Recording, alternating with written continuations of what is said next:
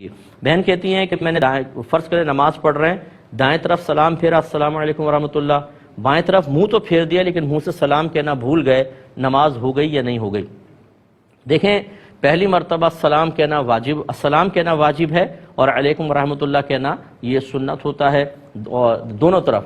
تو اگر السلام چھوٹ گیا ہے تو بہتر ہے کہ انسان مطلب اس پہ سجدہ صاحب تو نہیں ہے، لیکن یہ نماز واجب العیادہ ہوگی، دوبارہ پڑھیں کہ اگر کوئی ترک واجب ہو جاتا ہے تو انسان کو اس نماز کو لوٹانا چاہیے، تو بہتر ہے کہ نماز کو لوٹا لیں۔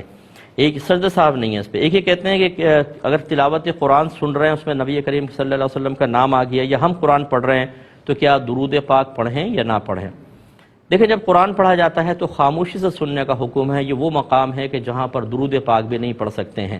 ایسے خطبہ جمعہ اگر آپ سن رہے ہیں، اس میں نبی کریم صلی اللہ علیہ وسلم کا نام اقدس آیا یا آیت درود آئی تو خاموش رہنا واجب ہے، دل ہی دل میں پڑھ سکتے ہیں۔ ایسے اگر آپ تلاوت کر رہے ہیں تو اگر آپ نے سرکار کا ذکر آیا، قرآن بند کر کے وقفہ کر کے سکتہ کر کے پھر آپ درود شریف پڑھیں، پھر دوبارہ بسم اللہ الرحمن الرحیم سے آغاز کریں، لیکن اس طرح درود پاک نہ پڑھیں کہ وہ آیات کے درمیان کا ایک حصہ سا بن جائے، یہ مناسب نہیں ہوگا۔ یہ کہتے ہیں